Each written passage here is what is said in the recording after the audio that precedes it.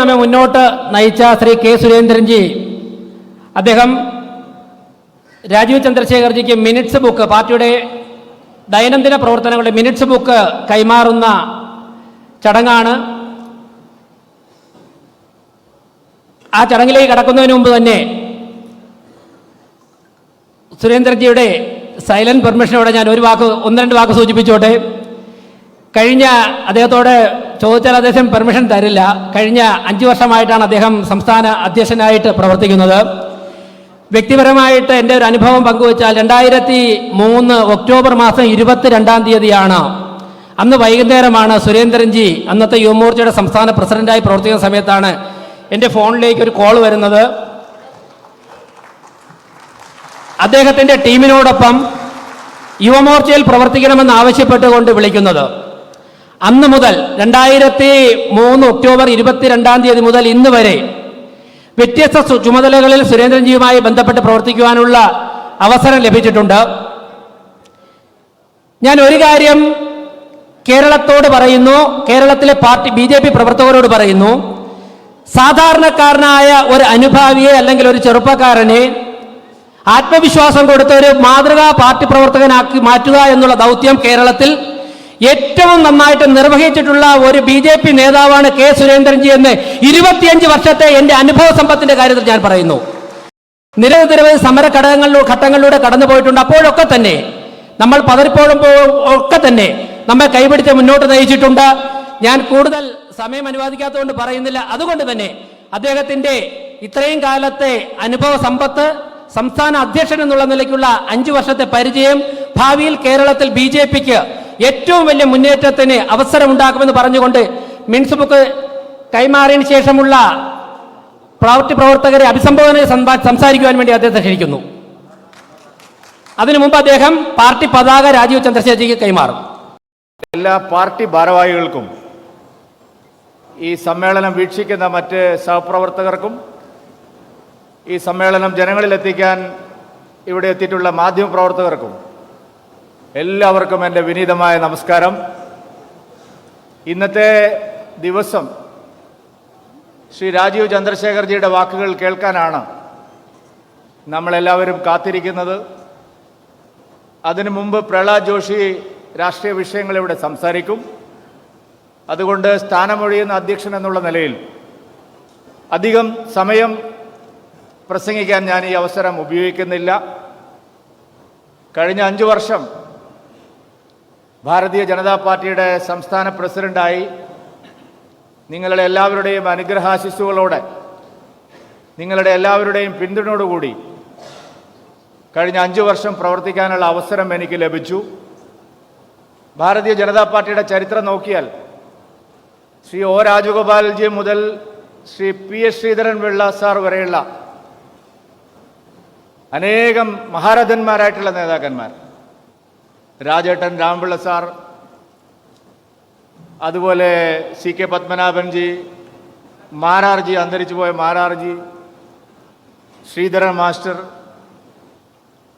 Krishnadas G, മുരളിയേട്ടൻ, അതുപോലെ Sreedharan Pillai sir, അങ്ങനെ വിവിധ മേഖലകളിൽ കഴിവ് തെളിയിച്ചിട്ടുള്ള പ്രഗത്ഭരായിട്ടുള്ള ആൾക്കാരുടെ കൂട്ടത്തിലാണ്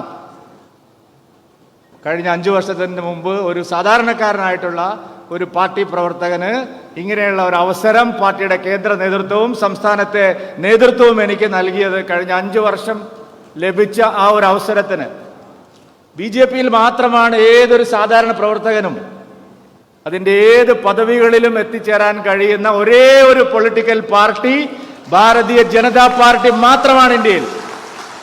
അതുകൊണ്ട് ആ ആനുകൂല്യമാണ് കഴിഞ്ഞ 5 വർഷം മുമ്പ് എനിക്ക് ലഭിച്ചത്. ശ്രീ നരേന്ദ്രമോദിജിയുടെ നേതൃത്വത്തിൽ രാജ്യമാസകലം ഭാരതീയ ജനതാ പാർട്ടി ഐതിഹാസികമായ മുന്നേറ്റം നടത്തിക്കൊണ്ടിരുന്ന ഒരു കാലയളവിൽ കേരളത്തിൽ നമ്മുടെ സംഘടനാ പ്രവർത്തനം, ജനപിന്തുണ അത് വർദ്ധിപ്പിക്കാൻ ആവശ്യമായിട്ടുള്ള നിരന്തരമായ പരിശ്രമം 1980 മുതൽ അതിനു മുമ്പ് ജനസംഘ കാലത്തും നമ്മുടെ പൂർവ്വസൂരികളെല്ലാം നിരന്തരമായ കഠിനാധ്വാനവും പരിശ്രമവും നടത്തിയാണ് നാം ഇന്ന് ഈ നിലയിൽ എത്തിച്ചേർന്നിരിക്കുന്നത്. ഇന്ന് അഭിമാനത്തോടുകൂടി കേരളത്തിലെ മറ്റേത് രാഷ്ട്രീയ പാർട്ടിയോടും കിടപിടിക്കാൻ കഴിയുന്ന ജനപിന്തുണയും സംഘടനാ ശക്തിയുമുള്ള ഒരു പാർട്ടിയായി ഭാരതീയ ജനതാ പാർട്ടി കേരളത്തിൽ മാറിക്കഴിഞ്ഞിരിക്കുന്നു എന്നുള്ളതാണ് സത്യം. ശ്രീ നരേന്ദ്രമോദിജിയുടെ ആശയങ്ങൾ, അദ്ദേഹത്തിന്റെ നിലപാടുകൾ ഇന്ന് കേരളത്തിലെ ജനങ്ങൾക്ക് സുപരിചിതമാണ്. കേരളത്തിലെ ജനങ്ങൾ സ്വീകരിച്ചിരിക്കുന്നു.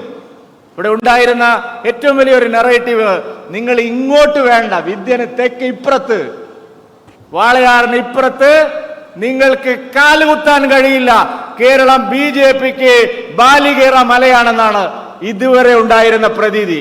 എന്നാൽ കഴിഞ്ഞ 10 വർഷത്തിനിടയിൽ കേരളത്തിൽ ഇത് ബാലികേറ മലയല്ല, ഇവിടെയും കേരളത്തിലും BJPക്ക് സ്ഥാനമുണ്ട് എന്ന് തെളിയിക്കാൻ കഴിഞ്ഞ 10 വർഷത്തെ 15 വർഷത്തെ നമ്മുടെ അനുഭവം നമ്മുടെ മുമ്പിലുണ്ട്. ഇന്ന് കേരളത്തിൽ ഭാരതീയ ജനതാ പാർട്ടിക്ക് ലോക്സഭയിലേക്ക് അംഗങ്ങളുണ്ട്. 20% ജനങ്ങളുടെ പിന്തുണ നമുക്ക് കിട്ടിയിട്ടുണ്ട്. നാം ഏത് വിഷയത്തിൽ എന്തു പറയുന്നു എന്ന് ചർച്ച ചെയ്യാൻ, നമ്മളെ അവഗണിക്കാൻ എത്ര വലിയ ശ്രമങ്ങൾ ഉണ്ടായെങ്കിലും നമ്മൾ അവഗണിക്കാൻ കഴിയാത്തൊരു ശബ്ദമാണ് എന്നുള്ള കാര്യം എല്ലാവരും പരക്കെ സമ്മതിക്കുന്നുണ്ട്. ഇത്തവണ CPM-ന്റെ സംസ്ഥാന സമ്മേളനം 5 ദിവസം നടന്നു കൊല്ലത്ത്.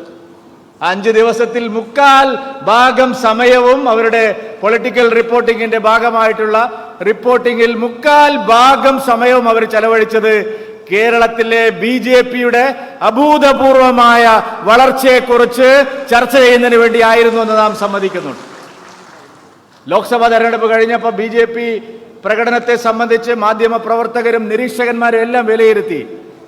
ഒരാശയപരമായ വ്യതിയാനം കേരളത്തിൽ ഉണ്ടാകാൻ പോവുകയാണ്. കേവലമായ ഒരു സീറ്റിന്റെ മാത്രം വിജയമല്ല, കേരളത്തിലൊരു ഐഡിയോളജിക്കൽ ഷിഫ്റ്റ് വരികയാണ്.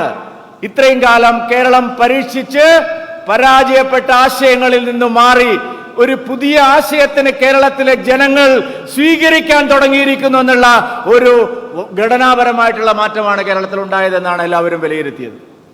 അങ്ങനെ ശക്തമായൊരു ബഹുജന അടിത്തറയും അതിശക്തമായിട്ടുള്ള ഒരു സംഘടനാ മിഷണറിയും പുതിയ അധ്യക്ഷൻ ശ്രീ രാജീവ് ചന്ദ്രശേഖർജിക്ക് അതിവേഗം കുതിച്ചു മുന്നോട്ട് പോകാനുള്ള ഒരു കരുത്താണ്.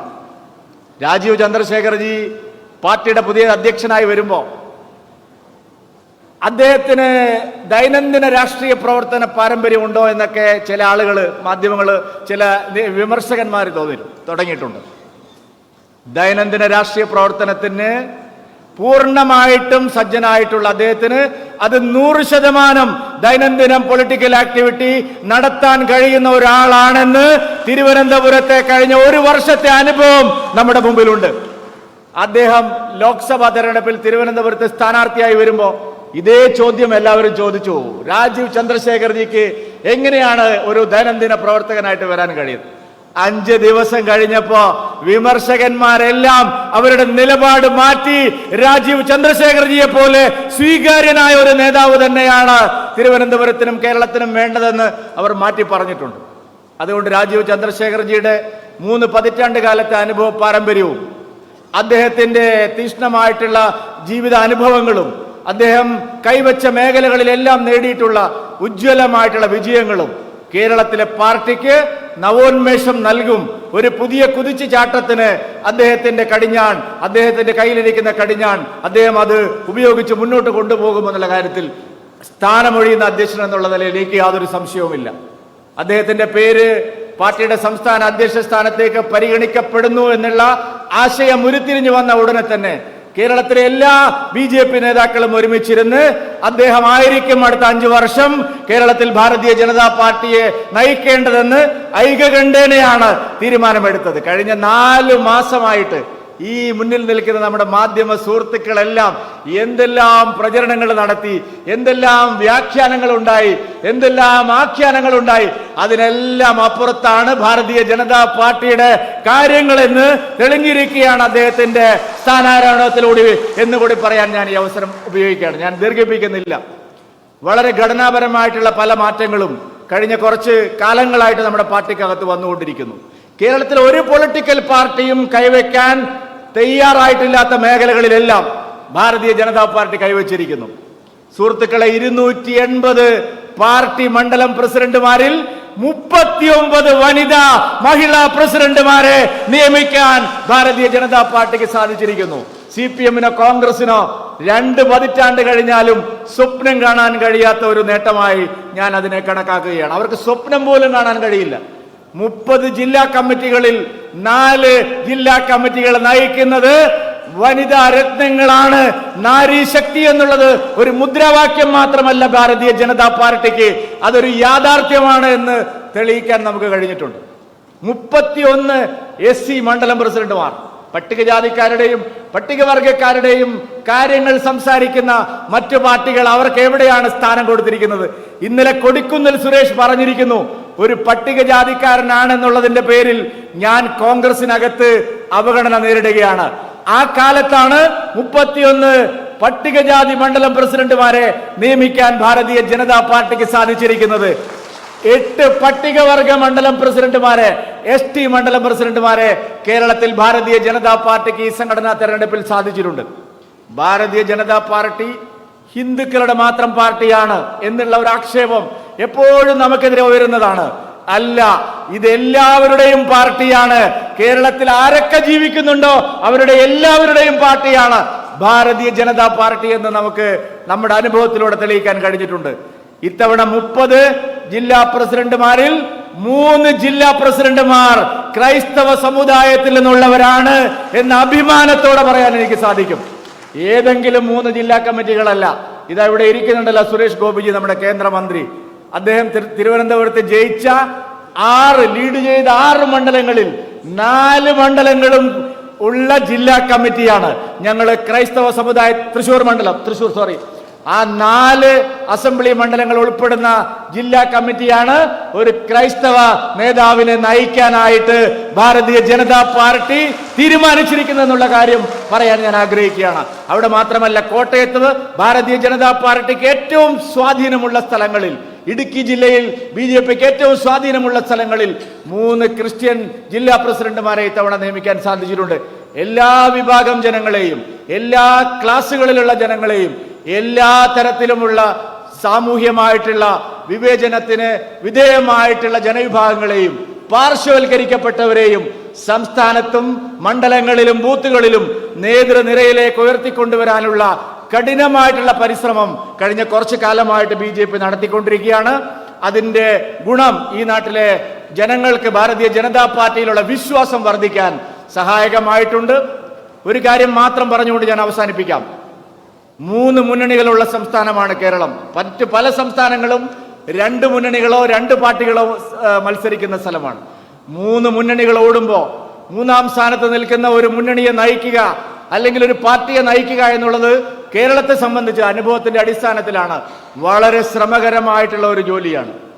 കാരണം ഇവിടെ കൈ നനയാതെ മീൻ പിടിക്കണമെന്ന് ആഗ്രഹിക്കുന്ന പ്രതിപക്ഷമാണ് ഇരിക്കുന്നത്. ഏത് വിഷയത്തിലും സർക്കാരിനെതിരെ ശക്തമായിട്ടുള്ള സമരങ്ങളുമായി ജനകീയ വിഷയങ്ങൾ ഉയർത്തിപ്പിടിച്ച് മുന്നോട്ട് കൊണ്ടുപോകുമ്പോൾ അതിന്റെ സ്വാഭാവികമായിട്ടുള്ള പ്രയോജനം ഈ പ്രതിപക്ഷത്തിനാണ് പോകുന്നത്. നമ്മളെ സംബന്ധിച്ച് ഏറ്റവും ബുദ്ധിമുട്ടുള്ള ഒരു കാര്യമാണത്. നാം അധ്വാനിക്കുന്നതിന്റെ ഫലം കാലാകാലങ്ങളിൽ UDF കൊയ്തെടുക്കുകയാണ്. പക്ഷെ നാം കഴിഞ്ഞ കുറച്ച് കാലങ്ങളായിട്ട് നിശ്ചയിച്ചു, LDFനെ ആശയപരമായി നേരിടുമ്പോഴും സർക്കാരിനെ രാഷ്ട്രീയമായി നേരിടുമ്പോഴും അതിന്റെ ഒരു ആനുകൂല്യവും UDFന് ലഭിക്കാൻ പാടില്ല എന്നുള്ള വളരെ കൃത്യമായ ഒരു നിലപാട് സ്വീകരിച്ചുകൊണ്ടാണ് നാം കേരളത്തിൽ മുമ്പോട്ട് പോയത്. അതാണ് ഭാരതീയ ജനതാ പാർട്ടിക്ക് അടിസ്ഥാനപരമായി വളരാനുള്ള വഴിയൊരുക്കിയത്. ദൗർഭാഗ്യകരമെന്ന് പറയട്ടെ, തദ്ദേശ സ്ഥാപനങ്ങളിൽ പലതരത്തിലും UDF BJP മെമ്പർമാരെ സ്വാധീനിക്കാനുള്ള ശ്രമങ്ങൾ നടത്തിയപ്പോഴെല്ലാം കണ്ണിലെണ്ണയൊഴിച്ച് കാത്തിരുന്ന് ഒരു പഞ്ചായത്തിൽ പോലും UDFുമായിട്ടോ LDFുമായിട്ടോ സഹകരിക്കാൻ പാടില്ല എന്നുള്ള കർശനമായ നിലപാട് പാർട്ടി എടുക്കുകയും 50-ൽ പരം മെമ്പർമാരെ ദുഃഖത്തോടു കൂടിയാണെങ്കിലും അവരെ പാർട്ടിയിൽ നിന്ന് സസ്പെൻഡ് ചെയ്യുകയും ഒരു തരത്തിലും UDFും LDFുമായിട്ട് നീക്കുപോക്കില്ലാതെ സ്വതന്ത്രമായ നിലപാട് സ്വീകരിച്ച് മുന്നോട്ട് പോകണം എന്ന് തീരുമാനിച്ചതിന്റെ അടിസ്ഥാനത്തിലാണ് ഈ മാറ്റങ്ങൾ ഉണ്ടായിരിക്കുന്നത്. കഴിഞ്ഞ ഒരു ദശാബ്ദം നമ്മളെ സംബന്ധിച്ചിടത്തോളം ഭാരതീയ ജനതാ പാർട്ടിയുടെ വളർച്ചയുടെ ദശാബ്ദമാണ്. ഇനി വരുന്ന ദശാബ്ദം ഭാരതീയ ജനതാ പാർട്ടിയുടെ കേരളം ഭരിക്കാനുള്ള ദശാബ്ദമാണ്. ആ ദശാബ്ദത്തിൽ പാർട്ടിയെ നയിക്കാനുള്ള ഭാഗ്യം ശ്രീ രാജീവ് ചന്ദ്രശേഖർജിക്ക് ലഭിച്ചിരിക്കുന്നു. അദ്ദേഹത്തിന് അതിന് വിജയത്തിന്റെ പാതയിലേക്ക്, വിജയപഥത്തിലേക്ക് ഭാരതീയ ജനതാ പാർട്ടിയെ നയിക്കാൻ നിങ്ങളുടെ എല്ലാവരുടെയും അനുഗ്രഹത്തോടെ എല്ലാവിധ ആശംസകളും നേർന്നുകൊണ്ട് എല്ലാവിധ ഭാവുകങ്ങളും നേർന്നുകൊണ്ട് ശ്രീ രാജീവ് ചന്ദ്രശേഖർജിയെ അഭിനന്ദിച്ചുകൊണ്ട് ഞാൻ എൻ്റെ വാക്കുകൾ അവസാനിപ്പിക്കുന്നു. നിങ്ങൾക്ക് നമസ്കാരം. ഭാരത് മാതാ കി.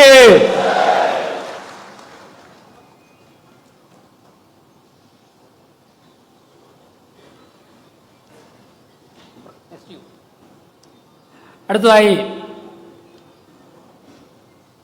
കഴിഞ്ഞ 3 വർഷമായി ദേശീയ നേതൃത്വത്തിന്റെ ഭാഗമായി നമ്മുടെ സംസ്ഥാനത്ത് പ്രഭാരിയായി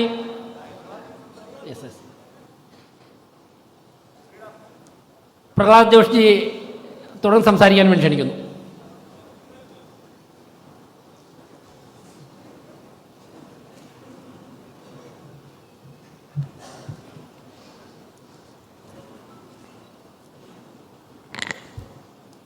बोलो भारत माता की.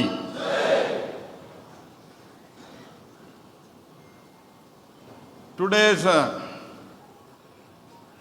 meeting is a historical meeting. I am very sorry, but I am not able to speak in a very good language, Malayalam. But I will try to convey it, whatever my feelings are there, in English. And I will be very brief also, that is the promise. Translation is there, okay. Shri Surendran, the outgoing president, new president, Shri Rajiv Chandrasekhar ji, our Prabhari and the senior most leader of the Bharatiya Janata Party, Shri Prakash Javadekar ji, Shri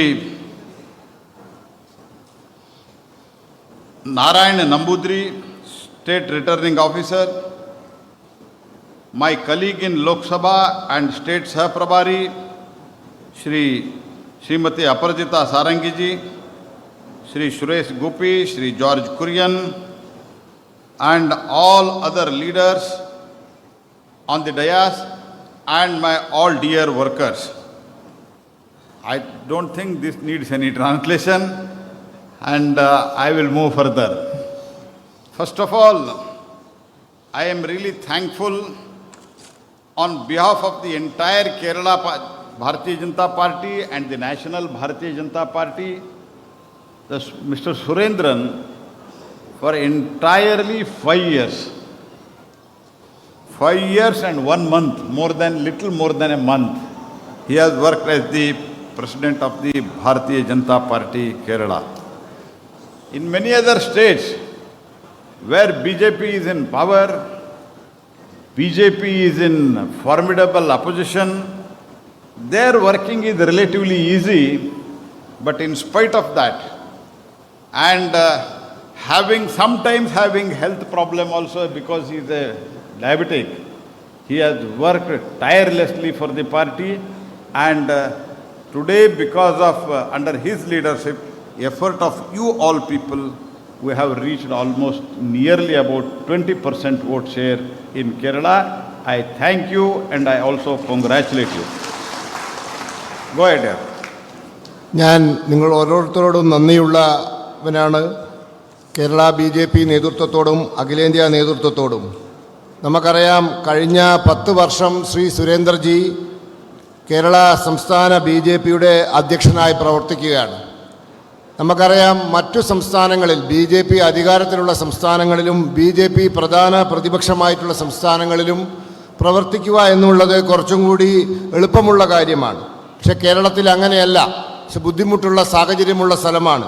എന്നിട്ടും വളരെ കഠിനമായി പ്രവർത്തിച്ച് കേരളത്തിൽ BJPയെ 20% വോട്ടിലേക്ക് എത്തിക്കാൻ സാധിച്ചതിൽ ഞാൻ അദ്ദേഹത്തെയും നിങ്ങളെല്ലാവരെയും അഭിനന്ദിക്കുകയാണ്. And now new president is Shri Rajiv Chandrasekhar. I know Rajiv Chandrasekhar from last more than 25 years. And he is a very, very strong Keralite. But because of some business purpose, he came to Bangalore. The good quality of Shri Rajiv Chandrasekhar, I would like to tell you, when he came to Bangalore, he started fighting for the better infrastructure for Bengaluru, and he formed one association for that. Whichever government, at that time he was not associated with the political party, he was a businessman. He created the association, ായി സമരം ചെയ്ത വ്യക്തിയാണ് അദ്ദേഹം. വളരെ കരുത്തുറ്റ ഒരു വ്യക്തിത്വത്തിന് ഉടമയാണ് അദ്ദേഹം. ആ കാര്യത്തിൽ അന്ന് വളരെയധികം ശ്രദ്ധ ചെലുത്തിയ വ്യക്തിയാണ്.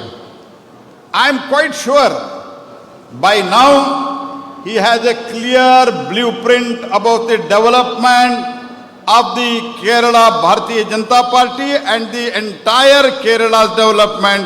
He already has a blueprint. By that, Kerala Bharatiya Janata Party also will march ahead. And it's not only that, he has a very good entrepreneurship quality.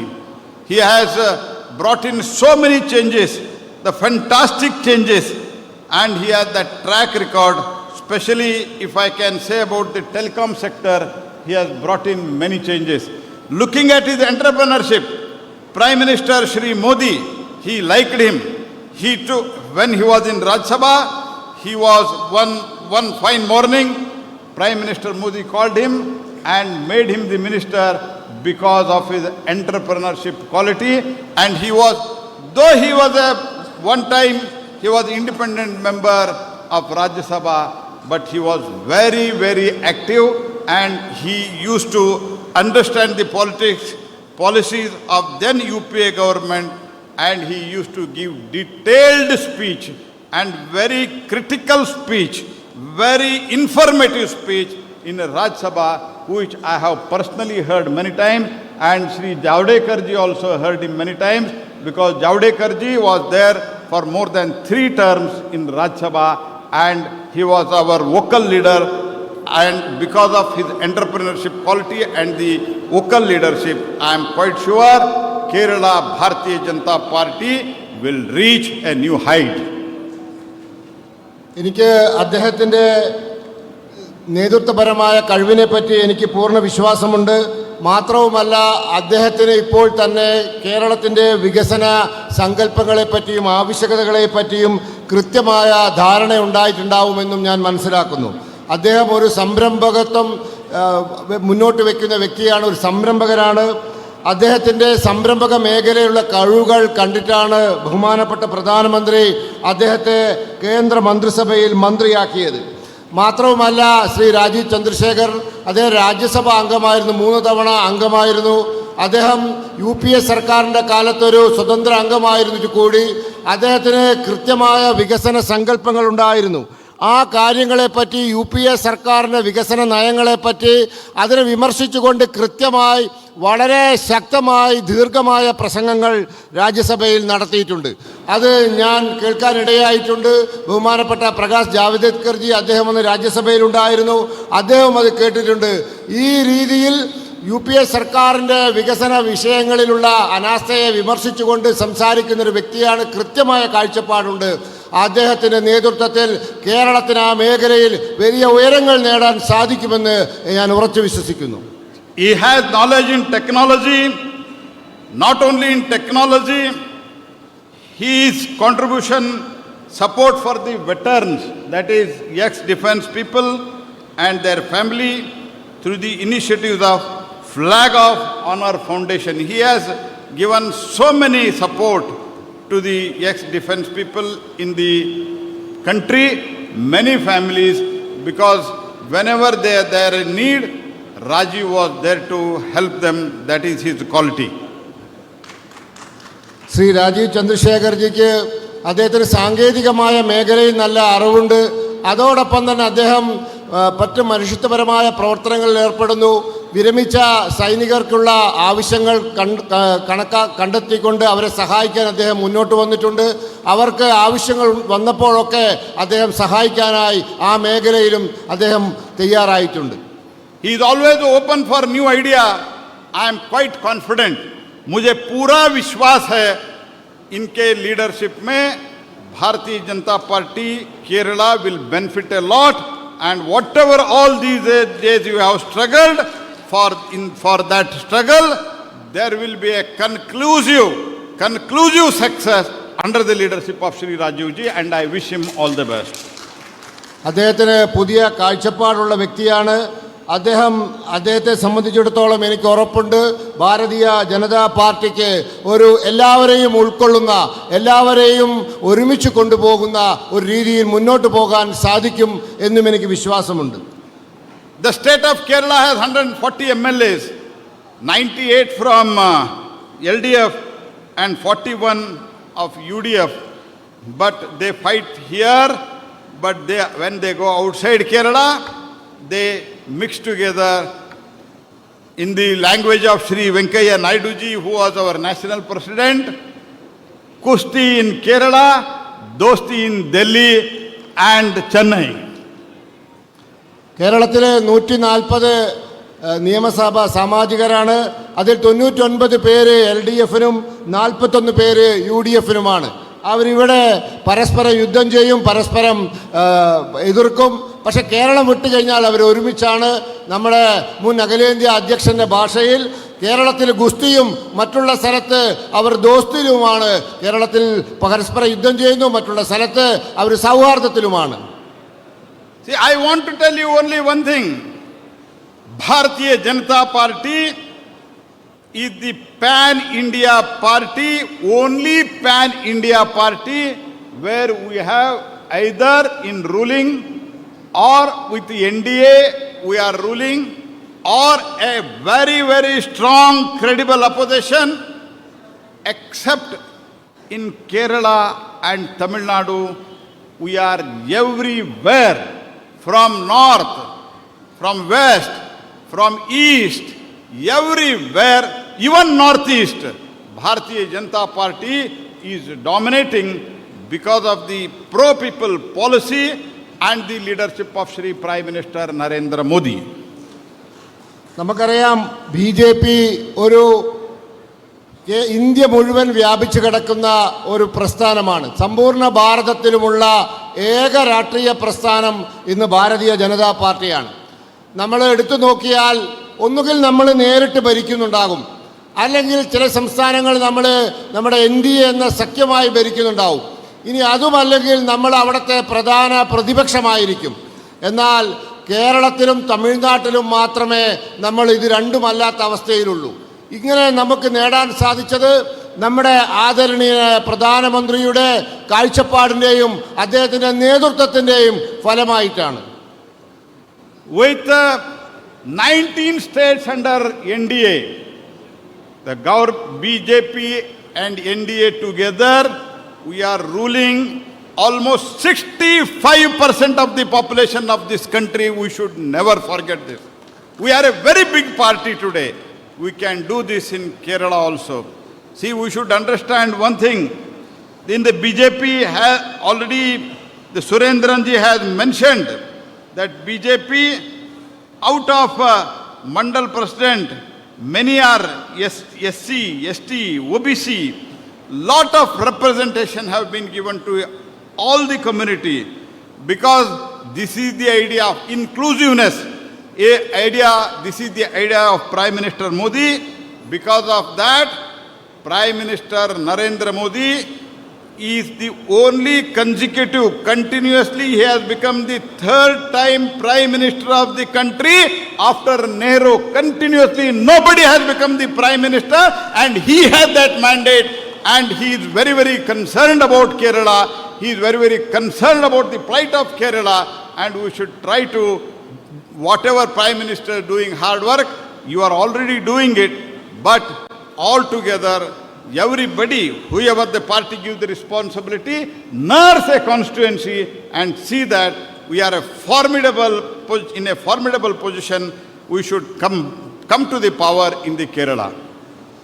ഈ രാജ്യത്ത് 19 സംസ്ഥാനങ്ങളിൽ ദേശീയ ജനാധിപത്യ സഖ്യമോ ഭാരതീയ ജനതാ പാർട്ടിയോ ഭരിക്കുകയാണ്. നമ്മുടെ രാജ്യത്തെ 65% വരുന്ന ജനസംഖ്യയിൽ 65% ഇന്ന് നമ്മളുടെ ഗവൺമെൻറ്റുകളുടെ കീഴിലാണ്. നമുക്ക് കേരളത്തിൽ ശ്രീ കെ സുരേന്ദ്രൻ്റെ നേതൃത്വത്തിൽ നല്ല പ്രവർത്തനം നമ്മൾ കാഴ്ചവെച്ചു. അദ്ദേഹം ഇവിടെ സംസാരിച്ചു. ഇവിടെ മണ്ഡലം അധ്യക്ഷന്മാരെ തിരഞ്ഞെടുത്തപ്പോൾ നമ്മൾ പട്ടികജാതി വിഭാഗങ്ങൾക്ക്, പട്ടികവർഗ വിഭാഗങ്ങൾക്ക്, പിന്നാക്ക സമുദായങ്ങൾക്ക് എല്ലാവർക്കും അർഹമായ പ്രാതിനിധ്യം നൽകാൻ നമുക്ക് സാധിച്ചിട്ടുണ്ട്. അത് നരേന്ദ്രമോദിജിയുടെ എല്ലാവരെയും ഉൾക്കൊള്ളുന്ന നയമാണ് അത് വെളിവാക്കുന്നത്. അതുകൊണ്ട് ഇതാണ് നമ്മുടെ ലക്ഷ്യം. ഇങ്ങനെ നമുക്ക് മുന്നോട്ട് പോകാൻ സാധിക്കണം. നമ്മുടെ പ്രധാനമന്ത്രി ഇത്തരത്തിലുള്ള മഹത്തായ കാഴ്ചപ്പാടിലൂടെ മുന്നോട്ട് പോകുന്നത് കൊണ്ടാണ് മൂന്നാം തവണയും, പണ്ട് ജവഹർലാൽ നെഹ്റുവിന് ശേഷം മൂന്നാം തവണയും തുടർച്ചയായി അധികാരത്തിൽ വരാൻ നമുക്ക് സാധിച്ചത്. അദ്ദേഹം മാത്രമാണ് നെഹ്റുവിന് ശേഷം മൂന്നാം തവണയും തുടർച്ചയായി അധികാരത്തിൽ വന്ന പ്രധാനമന്ത്രി. അദ്ദേഹത്തിൻ്റെ പ്രവർത്തനം നമുക്ക് കേരളത്തിലും തുടർന്നു കൊണ്ടുപോകണം. അങ്ങനെ കേരളത്തിൽ നമുക്ക് ഒരു ശക്തമായ പ്രതിപക്ഷമായി മാറണം. അങ്ങനെയാണെങ്കിൽ അടുത്ത തവണ നമുക്ക് കേരളത്തിൽ അധികാരത്തിൽ വരാൻ സാധിക്കും. You can say Delhi, in Kerala, there is violence, law and order issue, no control. This is the situation as far as law and order is concerned. I do not want to go into the details because of the paucity of the time. Many leaders further they have to speak. Second point, the financial indiscipline, the corruption, what has happened. 39% the GDP ratio out, 39% highest. The credit that is loan is being availed by the state of the Kerala under this LDF and UDF government, and majority of the budgetary allocation is going for the payment of the interest. Almost 80-90% they are only paying the interest. Because of this management, the Kerala situation is very bad, and whenever you ask them, they blame Narendra Modi led government. When the ASHA workers say, we have not got our honorarium, they say BJP. When they say the roads, interior roads where the state government has to make, they say Modi government. For everything, even if there is more rain, they will blame BJP. Even there is less rain, they will blame BJP. If more population, they will blame BJP. If less population, they will blame BJP. The blaming of the BJP has become fashion instead of working. That is the position of this LDF government today in Kerala. സുഹൃത്തുക്കളെ, കേരളത്തിലെ ഏത് വിഷയവും നമുക്ക് ഉന്നയിക്കാം. ഒട്ടനവധി വിഷയങ്ങളുണ്ട്.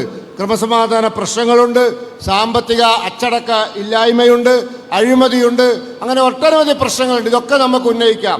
കേരളം അതിൻ്റെ GDP-യുടെ മൊത്തം വരുമാനത്തിൻ്റെ 35% കടമെടുത്തു കഴിഞ്ഞു. അത്രയും വലിയ സാമ്പത്തിക ബാധ്യതയാണ് കാലാകാലം കേരളം ഭരിച്ച ഗവൺമെൻറ്റുകൾ വരുത്തി വച്ചിട്ടുള്ളത്. ഏറ്റവും ഉയർന്ന ഇന്ത്യയിലെ തന്നെ നിരക്കാണിത്. ഇവിടുത്തെ വരുമാനത്തിൻ്റെ ബഡ്ജറ്റിൽ കാണിക്കുന്ന വരുമാനത്തിൻ്റെ 80% പലിശ അടയ്ക്കാൻ വേണ്ടിയാണ് നീക്കിവെക്കുന്നത്. ഇതൊക്കെ ചെയ്തിട്ട് അവർക്ക് എല്ലാത്തിനും മോഡി സർക്കാരിനെ കുറ്റം പറയുന്ന ഒരു സ്വഭാവമാണുള്ളത്. അവർ എന്ത് വിഷയം വന്നാലും മോഡി സർക്കാരിനെ കുറ്റം പറയുന്നു. ഇവിടെ ആശാ വർക്കർമാരുടെ വിഷയം വന്നപ്പോൾ അതിനും കുറ്റം മോഡി സർക്കാരിന്. നല്ല റോഡുകളില്ലെങ്കിൽ മോഡി സർക്കാരിനെ അതിനും വിമർശിക്കുന്നു. മഴ കൂടുതൽ പെയ്താലും മോഡി സർക്കാരിനെ കുറ്റം പറയും, മഴ പെയ്തിട്ടില്ലെങ്കിലും മോദി സർക്കാരിനെ കുറ്റം പറയും. അങ്ങനെ തൊട്ടതിനും പിടിച്ചതിനുമൊക്കെ മോദി സർക്കാരിനെ കുറ്റം പറഞ്ഞ് ഇവരെ മുന്നോട്ട് പോവുകയാണ്. കേന്ദ്ര സർക്കാരിനെ വിമർശിക്കുന്നത് ഇവരുടെ ഒരു എന്താ പറയുക, അവരുടെ ഒരു പാഷനായി, അവരുടെ വൈകാരിക ആനന്ദം കൊള്ളുന്ന ഒരു സംഭവമായി മാറിയിരിക്കുന്നു. See, as far as ASHA workers is concerned, recently government has given a statement, Chief Minister has given a statement that why you have not given honorarium to the ASHA worker, center has paid. But I have brought figure, 1,400 crores under the NHM has been given to the Kerala government, but they have misused it, they have swallowed it, and they have not given it to the ASHA workers, but they are blaming Bharatiya Janata Party led government under the leadership of Modi ji, and we never discriminate against this about any state. I will also give some of the one or two figures. Under the leadership of Prime Minister Shri Narendra Modi, 15th Finance Commission from 21 to 26, Kerala has received 1.57 lakh crore, whereas in 2004 to 14, Kerala has received only 67,000 crores. 5 years, we have given more than double of the 10 years of the UPA government. In spite of them, they are trying to blame Modi government. Many such examples are there. Special assistant, 3,000 crores. Grant in aid, more than 2.5 times received in Kerala in last 10 years. So that's why they are mismanaging this. They are only Wherever you see there is no investment, industries are not coming. Rajiv ji was also telling me, no person wants here because of the violence, because of the mismanagement. Because of that, there is no industrialization. People are not coming. Young entrepreneurs are going out of the Kerala. Kerala से बाहर जाके हमारा bright students काम करते हैं, विदेश में काम करते हैं, लेकिन केरल में काम करने के लिए एक व्यवस्था नहीं है, बिकॉज एक कम्युनिस्ट का मेंटालिटी है। तो एक मैं आपको बताता हूं, कम्युनिस्ट किसको बोलते हैं? जिसको समाज के बारे में, देश के बारे में जिसको निष्ठा कम है वो कम्युनिस्ट है। हमको ये कभी भी भूलना नहीं चाहिए। देश के बारे में, समाज के बारे में, लोगों के बारे में जिसका निष्ठा कम है वो कौन है? वो कौन है? Who are they? Communist. These communist will never see under their leadership कभी भी केरल उद्धार नहीं होगा। ये हम लोगों को समझना चाहिए। इसीलिए लोगों के सामने जाके, लोगों के साथ बैठ के जो कुछ भी आज मोदी सरकार कर रहे हैं, whatever we are doing today, many thing, we are giving 5 kgs of rice, we are spending 2,11,000 crores every year for the Anna Pradhan Mantri Garib Kalyan Anna Yojana. 5 kgs we are doing. They are not ready to display the board. They are claiming it as their own, and many such things. Pradhan Mantri Ayushman Bharat, many such schemes are there. Educate them. Modi wants Vikasit Bharat. In Vikasit Bharat, every person, he should have free access, good access to the good health care. Everybody should have. Nobody should suffer from the hunger. With these ideas, Modi is working, but these people, they are trying to the fund which center is giving, they are trying to solve it. Corrupt, and violence.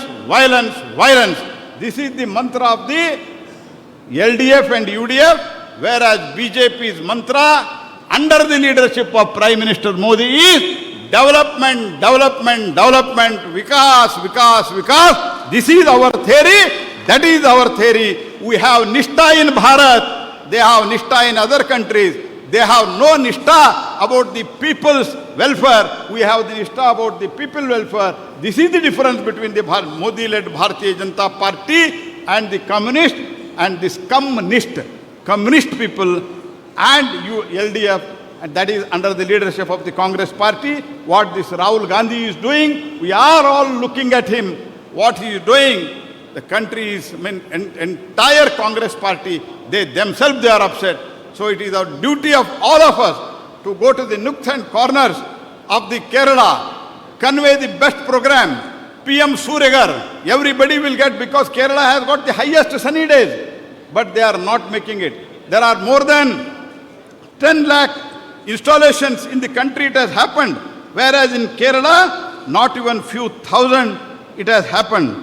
So I would like to request you all, educate. PM Suryagar Mufta Bijli Yojana, what we are giving, that is 300 units, minimum 300 units, everybody will get free, and after that he will earn 15 lakh rupees after 25 years because of the subsidy Bharatiya Janata Party led Modi government what is giving. Because of that, he will generate his own electricity and he will supply it to DISCOM. He will use whatever requirement is there for him, he will use it.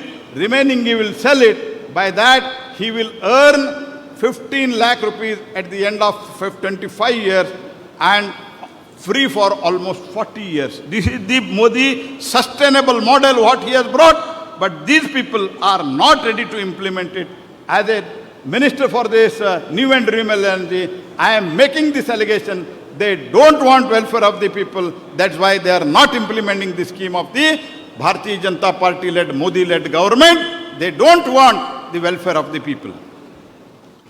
സുഹൃത്തുക്കളെ, ആശാ വർക്കർമാരുടെ കാര്യത്തിൽ ഇന്ന് അവർ പറയുന്നത് അവർക്ക് കേന്ദ്ര സർക്കാർ പണം കൊടുത്തിട്ടില്ല എന്നാണ്. എന്നാൽ എൻ്റെ അടുത്ത് കണക്കുണ്ട്. ഈ കേന്ദ്ര സർക്കാർ 1400 കോടി രൂപയാണ് കേരള ഗവൺമെൻറ്റിന് ആശാവർക്കർമാരുടെ കാര്യത്തിൽ കൊടുത്തത്. അതുപോലെ തന്നെ 15ാം ധനകാര്യ കമ്മീഷൻ കേരളത്തിന് നൽകിയത് 1,50,000 കോടി രൂപയാണ്. എന്നാൽ 2004-2014 കാലഘട്ടത്തിൽ കേരളത്തിന് കിട്ടിയത് വെറും 67,000 കോടി രൂപയാണ്. അവർ 10 വർഷം കൊണ്ട് കൊടുത്തതിൻ്റെ ഇരട്ടിയിലധികം തുക നമ്മൾ കേരളത്തിന് 5 വർഷം കൊണ്ട് കൊടുത്തു. അതുപോലെ തന്നെ കേരളത്തിന് കൊടുത്ത പ്രത്യേക ഫണ്ട് 3,700 കോടി രൂപയാണ്. അതുപോലെ തന്നെ പ്രത്യേക സഹായമായി ഏതാണ്ട് 2,500 കോടി രൂപ നമ്മൾ കൊടുത്തു. ഇത്തരത്തിലുള്ള എല്ലാ സഹായവും കേന്ദ്ര സർക്കാർ സംസ്ഥാന സർക്കാരിന് കൊടുത്തിട്ടുണ്ട്. പക്ഷേ ഇവിടെ ഒരു വികസനവുമില്ല. ഇവിടേക്ക് വ്യവസായം തുടങ്ങാൻ സംരംഭകത്തിനായി ആരും വരുന്നില്ല. രാജീവ് ജി എന്നോട് പറഞ്ഞിരുന്നു, കേരളത്തിൽ വ്യവസായം തുടങ്ങാൻ ആളുകൾ വരുന്നില്ല, സംരംഭകർ കേരളത്തിലേക്ക് വരുന്നില്ല എന്ന്. മാത്രവുമല്ല, കേരളത്തിലെ സംരംഭകർ മറ്റു സംസ്ഥാനങ്ങളിലേക്ക് പോവുകയാണ്. നമ്മുടെ വിദ്യാർത്ഥികൾ മറ്റു സംസ്ഥാനങ്ങളിലേക്ക് അവസരം തേടി പോവുകയാണ്. ഇങ്ങനെ കേരളത്തിൻ്റെ അവസ്ഥ വളരെ മോശമാണ്. ഈ കമ്മ്യൂണിസ്റ്റുകാർക്ക് ഇവിടുത്തെ സമൂഹത്തോടോ ഇവിടുത്തെ ഈ രാജ്യത്തോടോ അല്ല അവരുടെ പ്രേമം, അല്ലെങ്കിൽ അവരുടെ കാഴ്ചപ്പാട്, അവരുടെ ഇഷ്ടം, അതല്ലെങ്കിൽ അവർക്ക് വ്യാകുലതയുള്ളത് നമ്മുടെ ജനങ്ങളോടോ അല്ലെങ്കിൽ നമ്മുടെ നാടിനോടോ അല്ല. ഇതാണ് പ്രശ്നം. നമ്മളെ സംബന്ധിച്ചിടത്തോളം നമുക്ക് ജനങ്ങളോട് പറയാൻ ഒരുപാട് കാര്യങ്ങളുണ്ട്. ആ കാര്യങ്ങൾ നമുക്ക് ജനങ്ങളോട് പറയാൻ സാധിക്കണം. ഈ രാജ്യത്ത് നരേന്ദ്രമോദി സർക്കാർ എന്തൊക്കെ ആനുകൂല്യങ്ങളാണ് കൊടുക്കുന്നത്? 5 കിലോ അരി നമ്മൾ ഗരീബ് കല്യാൺ അന്ന യോജന പ്രകാരം ഈ സംസ്ഥാനത്തെ ഓരോ ജനങ്ങൾക്കും നമ്മൾ സൗജന്യമായി കൊടുക്കുന്നു. ലക്ഷക്കണക്കിന് കോടി രൂപയുടെ പദ്ധതിയാണ്. അതുപോലെ തന്നെ ആയുഷ്മാൻ ഭാരത്, ആ ആയുഷ്മാൻ ഭാരത് ഇവിടെ സൗജന്യ ചികിത്സ എത്തിച്ചു കൊടുക്കുന്നു. നമ്മുടെ സങ്കല്പം വികസിത ഭാരതമാണ്. എല്ലാവർക്കും വീട് വേണം, എല്ലാവർക്കും ആരോഗ്യ പരിരക്ഷ വേണം. ഇതൊക്കെയാണ് നമ്മുടെ കാഴ്ചപ്പാട്.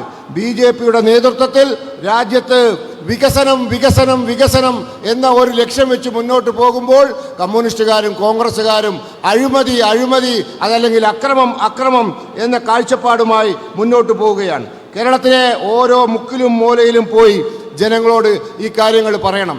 ഞാൻ കേന്ദ്രത്തിൽ ഊർജ വകുപ്പ് കൈകാര്യം ചെയ്യുന്ന മന്ത്രിയാണ്. ആ മന്ത്രി എന്നതിൽ എനിക്ക് പറയാൻ പറ്റും, ഇവിടെ സ്വാസ്ഥ്യ ബിജിലി യോജന, അതായത് സ്വയം വൈദ്യുതി ഉൽപ്പാദിപ്പിക്കാൻ, സോളാറിൽ നിന്നും ഉൽപ്പാദിപ്പിക്കാനുള്ള ബൃഹത്തായ പദ്ധതി കേന്ദ്ര സർക്കാർ നടപ്പിലാക്കി. അത് നിങ്ങളുടെ വീട്ടിൽ സ്ഥാപിച്ചുകൊണ്ട് നിങ്ങൾക്ക് വൈദ്യുതി ഉൽപ്പാദിപ്പിക്കാം. നിങ്ങളുടെ ആവശ്യം കഴിഞ്ഞുള്ള വൈദ്യുതി നിങ്ങൾക്ക് വിൽക്കാൻ സാധിക്കും. അത് 10 ലക്ഷത്തോളം ആളുകൾ ഇന്ത്യയിൽ ആരംഭിച്ചു. കേരളത്തിൽ ഏതാണ്ട് ചുരുങ്ങിയ 1000 കണക്കിൽ ചെറിയ സംഖ്യയിൽ മാത്രമാണ് ആളുകൾ ഇത് ആരംഭിച്ചത്. ആ പദ്ധതി കൃത്യമായി നടപ്പിലാക്കി കഴിഞ്ഞാൽ ഏതാണ്ട് വർഷങ്ങൾക്കുള്ളിൽ 15 ലക്ഷം രൂപ ഒരാൾക്ക് ലാഭിക്കാൻ സാധിക്കും. ആ ബൃഹത്തായ പദ്ധതി ഇന്ന് കേരളത്തിൽ നടപ്പിലാക്കിയിട്ടുള്ള ഓരോ വ്യക്തിക്കും തൻ്റെ വീട്ടിൽ വെച്ച് വൈദ്യുതി ഉൽപ്പാദിപ്പിച്ച് ഏതാനും വർഷങ്ങൾക്കുള്ളിൽ താൻ ഉൽപ്പാദിപ്പിക്കുന്ന വൈദ്യുതിയിലൂടെ ലക്ഷങ്ങൾ സമ്പാദിക്കാൻ സാധിക്കുന്ന പദ്ധതി വരെ കേരളത്തിൽ നടപ്പിലാക്കിയിട്ടില്ല.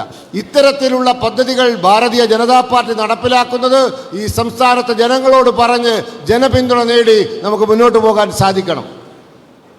2.69 lakh, but 2,69,000 people have registered in PM Suryaghar, whereas only 60,000 people have been connected. So I would like to end my speech here saying that recently 31 new road projects have been given to Kerala with 50,000 crores, but they are not cooperating to implement these projects.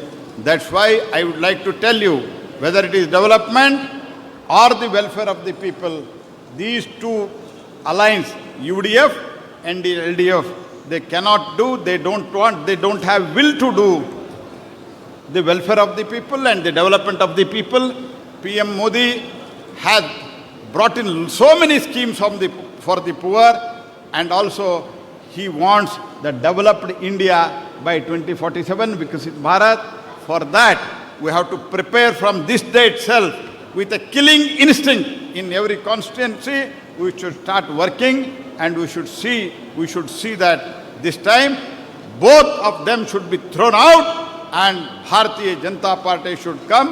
I am quite confident under the leadership of Shri Rajiv Chandrasekhar, who is quite innovative, open to new ideas, and also has vast experience as far as development is concerned. Under his leadership, under his guidance, and Prime Minister Modi's guidance, we will work hard and become the #1 party in Kerala. With these words, I wish Sri Rajiv Chandrasekhar once again all the best, and also I will thank Sri Surendran for his hard work for 5 years. Dhanyavad, Namaskar, Jai Bharat, Jai Kerala. നമ്മൾ road നിർമ്മിക്കാൻ 2,69,000 കോടി രൂപയാണ് 60,000 kilometre റോഡിന് വേണ്ടി നമ്മൾ നീക്കിവെച്ചത്. അതിൽ ഏതാണ്ട് 31 പുതിയ റോഡുകൾക്കായി കേരളത്തിന് 50,000 കോടി രൂപ നമ്മൾ കൊടുത്തിട്ടുണ്ട്. പക്ഷേ ഇതൊന്നും വേണ്ട രീതിയിൽ വിനിയോഗിക്കാൻ ഇവർക്ക് സാധിക്കുന്നില്ല. നമ്മൾ 2047 കൂടി നമ്മൾ വികസിത ഭാരതം യാഥാർത്ഥ്യമാക്കാനുള്ള ശ്രമമാണ്. അതുകൊണ്ട് എല്ലാ നിയോജക മണ്ഡലങ്ങളിലും പോകണം, അവിടങ്ങളിലൊക്കെ നരേന്ദ്രമോദിജിയുടെ വികസന സന്ദേശം എത്തിക്കണം. അങ്ങനെ നമുക്ക് ഈ കേരളത്തിലെ 1-ാം നമ്പർ പാർട്ടിയായി മാറാൻ സാധിക്കണം. ഞാൻ പുതിയ അധ്യക്ഷനായി തിരഞ്ഞെടുക്കപ്പെട്ട ശ്രീ രാജീവ് ചന്ദ്രശേഖർജിക്ക് എല്ലാ ഭാവുകങ്ങളും നേരുന്നു. അതോടൊപ്പം കഴിഞ്ഞ പ്രസിഡന്റ് എന്ന നിലയിൽ സ്തുത്യർഹമായ രീതിയിൽ പ്രവർത്തിച്ച ശ്രീ സുരേന്ദ്രജിയോട് നന്ദി പറഞ്ഞുകൊണ്ട് അവസാനിപ്പിക്കുന്നു. ദേശീയ കൗൺസിൽ അംഗങ്ങളുടെ തെരഞ്ഞെടുപ്പ് കഴിഞ്ഞു. അവരെ പ്രഖ്യാപിക്കുവാൻ വേണ്ടി നാരായണ നമ്പൂതിരി ക്ഷണിക്കുന്നു.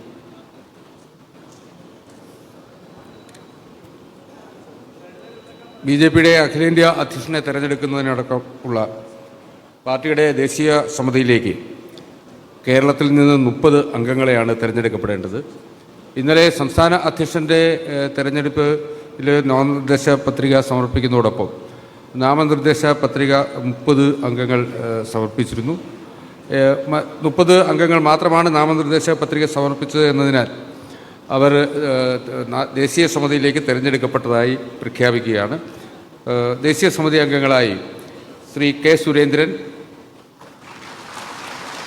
ശ്രീ സുരേഷ് ഗോപി, കേന്ദ്രമന്ത്രി ശ്രീ സുരേഷ് ഗോപി, ശ്രീ ജോർജ് കുര്യൻ, കേന്ദ്രമന്ത്രി, ശ്രീ AP അബ്ദുള്ളക്കുട്ടി, ഇപ്പോൾ ദേശീയ ഉപാധ്യക്ഷൻ, ശ്രീ അനിൽ കെ ആൻ്റണി, ദേശീയ secretary, Shri V Muraleedharan, XMP, ദേശീയ എക്സിക്യൂട്ടീവ് കമ്മിറ്റി അംഗം, ശ്രീ കുമ്മനം രാജശേഖരൻ, മുൻ സംസ്ഥാന അധ്യക്ഷൻ, Shri PK Krishnadas, national executive member, Shri O Rajagopal, BJPയുടെ ആദ്യത്തെ സംസ്ഥാന അധ്യക്ഷൻ, ഏറ്റവും മുതിർന്ന നേതാവ് ശ്രീ O രാജഗോപാൽ, ശ്രീ CK പത്മനാഭൻ, മുൻ സംസ്ഥാന അധ്യക്ഷൻ, ശ്രീ KV ശ്രീധരൻ മാസ്റ്റർ, മുൻ സംസ്ഥാന അധ്യക്ഷൻ, ശ്രീ AN രാധാകൃഷ്ണൻ, സംസ്ഥാന ഉപാധ്യക്ഷൻ, ശ്രീ MD രമേശ്, സംസ്ഥാന general secretary, Shri C Krishnakumar, Shri P Sudheer, Shrimati Shobha Surendran, doctor KS Radhakrishnan, Shrimati Padmaja Venugopal, Shri PC George, Shri K Raman Pillai, Shri KP Sreesan master, Shri PK Velayudhan, Shri M Sajeeva Shetty, Shri PT Ali Haji, Shri Palliyara Raman, Shri Victor T Thomas, Shri Prathapachandra Varma, Shri PM Velayudhan, Shri C Raghunath, Shri P Raghavan, ഇത്രയും ആളുകളാണ് ദേശീയ സമിതിയിലേക്ക് ഔദ്യോഗികമായി തിരഞ്ഞെടുക്കപ്പെട്ടത്. ഈ 30 അംഗങ്ങളെയും അഭിനന്ദിക്കുന്നു. അടുത്തതായി നമ്മളെ അഭിസംബോധന ചെയ്ത് സംസാരിക്കുവാൻ വേണ്ടി നമ്മുടെ സംസ്ഥാനത്തിൻ്റെ സംഘടനാ ചുമതലയുള്ള പ്രഭാരി ശ്രീ പ്രകാശ് ജാവ്ദേക്കർജിയെ ക്ഷണിക്കുന്നു.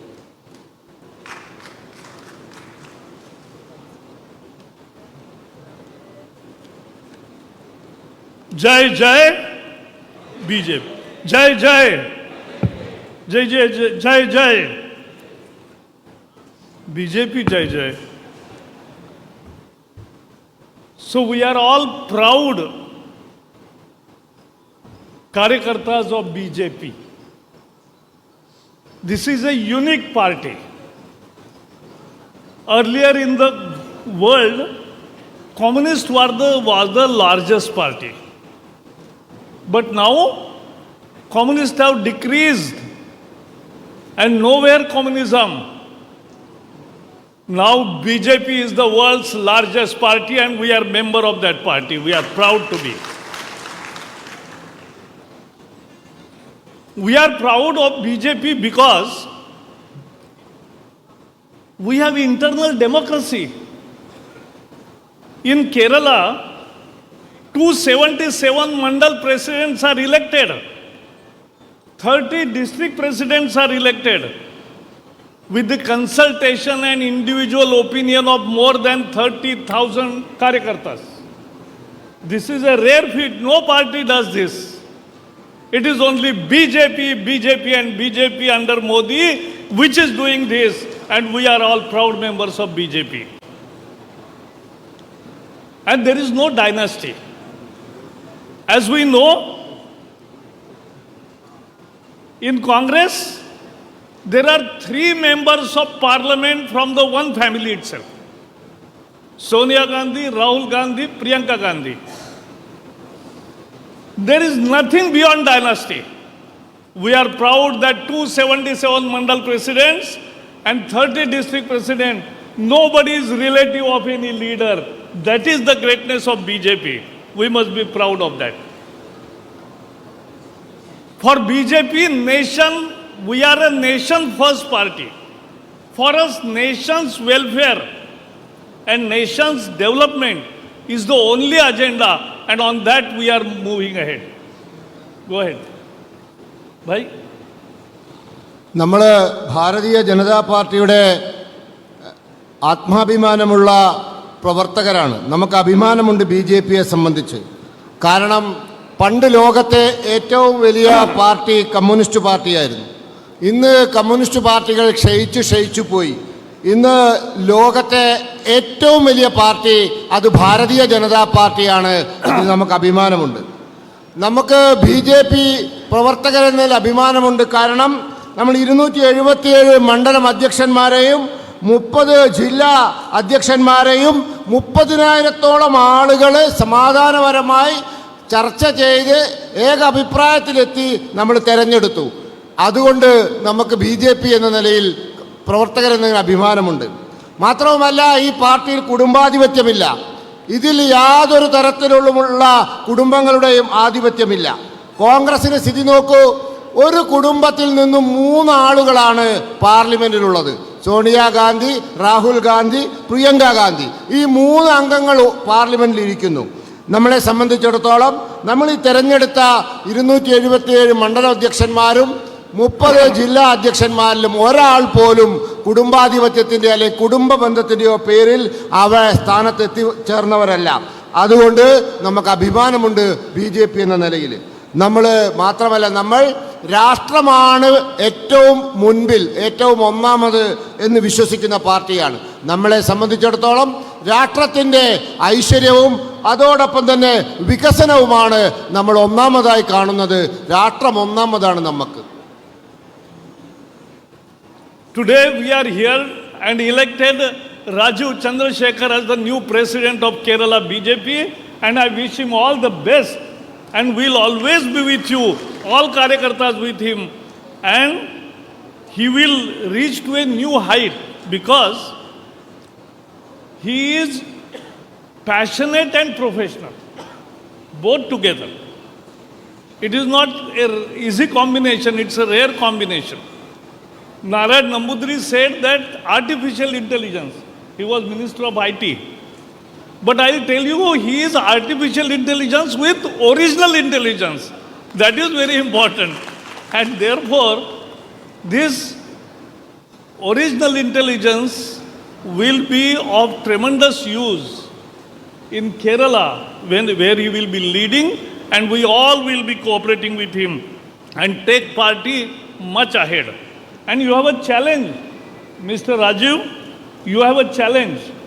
Challenge is that in 73 years, from 52, both UDF and LDF are only ruling. No third party, only 2 combinations. They have destroyed Kerala. Kerala youth goes out of the state or out of the country for education and jobs. This is the position of Kerala they have brought to. No development, and therefore you have a tremendous challenge to convince Kerala that in last 3 elections what Kerala is doing. Kerala is electing opposition MPs, not ruling party rulers. They are electing opposition MPs. Elect ministers. Because they will be, one you elected, he is minister. You elect more, there will be more ministers from Kerala. We will be ruling. Kerala should have role in national politics. It is only today they are electing only opposition MPs. They must think over it. Second thing, he is, as I told you, Rajiv is a passionate guy. We worked together for 16 years in Rajya Sabha, and I know him from earlier days also, from Pramod Mahajan's day. We used to meet, and therefore, he will lead from the front, and he will consult everybody, and I think now the new program will come where he will be visiting all the districts in the first round. And so that is what he will do and start working. Surendran has done tremendous work for last 5 years. He ensured this beautiful election. And I can tell you that Surendran-like person will get some other role definitely in the party. This is our party's specialization. Once driven out, no, it is not driven out. It is responsibility changed. So here also, those who are sitting, who were office bearers in district or state or somebody, there will be some changes. But they should not get upset, because everybody will get definite opportunity to work and definite responsibility. And after 2 months, if anybody of you don't get any responsibility, please come to me. There will be always opportunity, and Raju will plan better, and everybody will get opportunity. That is the beauty of BJP. And therefore, I wish Surendran best. I wish Raju Chandrasekhar the best, and all of Karyakartas. We are proud members of the world's largest party led by Prime Minister Narendra Modi, and we will do miracle in Kerala in near future. That is my word. Thank you and all the best. ഇന്ന് നമ്മൾ ശ്രീ രാജീവ് ചന്ദ്രശേഖർജിയെ നമ്മുടെ പുതിയ അധ്യക്ഷനായി തെരഞ്ഞെടുത്തിട്ടുണ്ട്. അദ്ദേഹം കേരളത്തിലെ BJPയെ പുതിയ ഉയരങ്ങളിലേക്ക് നയിക്കുമെന്ന കാര്യത്തിൽ എനിക്ക് വിശ്വാസമുണ്ട്. അദ്ദേഹത്തെപ്പറ്റി ഇവിടെ പറഞ്ഞത്, അദ്ദേഹം AI ആർട്ടിഫിഷ്യൽ ഇൻ്റലിജൻസിൻ്റെ ആ മേഖലയിൽ മുന്നോട്ട് പോയ വ്യക്തിയെന്നാണ്. അദ്ദേഹം IT മന്ത്രിയായിരുന്നു. അദ്ദേഹം ആർട്ടിഫിഷ്യൽ ഇൻ്റലിജൻസിൻ്റെ മേഖലയിൽ മുന്നോട്ട് പോയ, എന്നാൽ യഥാർത്ഥ ഇൻ്റലിജൻസ് ഉള്ള വ്യക്തിയാണ്. യഥാർത്ഥ ഇൻ്റലിജൻസ് ഉള്ള, അതേസമയത്ത് ആർട്ടിഫിഷ്യൽ ഇൻ്റലിജൻസ് മേഖലയിൽ മുന്നോട്ട് പോയ വ്യക്തിയാണ്. അദ്ദേഹത്തെ സംബന്ധിച്ചിടത്തോളം വലിയ വെല്ലുവിളികളുണ്ട്. ആ വെല്ലുവിളികൾ 1952 ശേഷം കഴിഞ്ഞ 73 വർഷം കേരളം LDFും UDFും മാറി മാറി ഭരിച്ച് കേരളത്തെ വികസന മേഖലയിൽ നിന്നും അകറ്റി എന്നുള്ളതാണ്. ഇവിടുത്തെ ചെറുപ്പക്കാർ തൊഴിൽ തേടി അന്യ സംസ്ഥാനങ്ങളിലേക്കും അന്യ രാജ്യങ്ങളിലേക്കും പോകുന്ന വലിയ ഒരു വെല്ലുവിളി അദ്ദേഹത്തിൻ്റെ മുന്നിലുണ്ട്. അതുപോലെ തന്നെ മറ്റൊരു വെല്ലുവിളി, കേരളത്തിലെ ജനങ്ങൾ ലോക്സഭാ തെരഞ്ഞെടുപ്പിൽ പ്രതിപക്ഷ MPമാരെ തിരഞ്ഞെടുക്കുന്നു എന്നുള്ളതാണ്. അവർ മന്ത്രിമാരെ തിരഞ്ഞെടുക്കുന്നില്ല. അവർ BJPക്ക് വോട്ട് ചെയ്താൽ അവർക്ക് മന്ത്രിമാരെ ലഭിക്കും. പക്ഷേ കേരളത്തിലെ പ്രതിപക്ഷ MPമാരെ തിരഞ്ഞെടുക്കുന്ന ഒരു സംവിധാനമാണുള്ളത്. അത് മാറ്റിയെടുക്കുക എന്നുള്ളൊരു വെല്ലുവിളിയാണ്. മറ്റൊരു കാര്യം നമുക്കറിയാം, കഴിഞ്ഞ 15 വർഷമായി എനിക്ക് അദ്ദേഹത്തെ അറിയാം. അദ്ദേഹം രാജ്യസഭയിൽ എൻ്റെ കൂടെ ഉണ്ടായിരുന്നു. അദ്ദേഹത്തിന് എനിക്ക് നല്ല പരിചയമുണ്ട്. അദ്ദേഹത്തിന് വലിയ കാഴ്ചപ്പാടുള്ള വ്യക്തിയാണ്. അതുപോലെ തന്നെ അദ്ദേഹം നല്ല രീതിയിൽ പ്രവർത്തിക്കുന്ന വ്യക്തിയുമാണ്.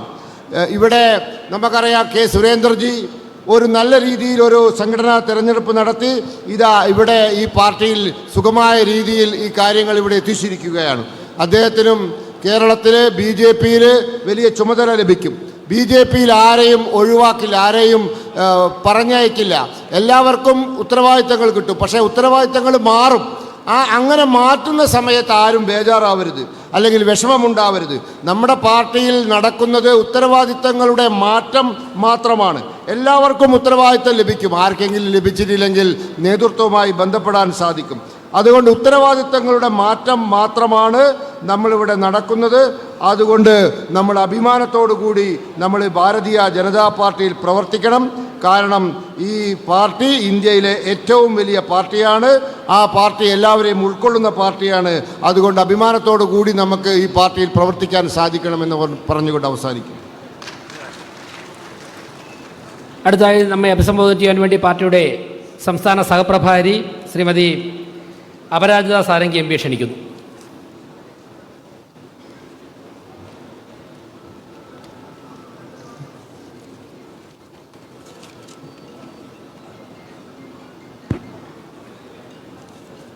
Honorable Minister,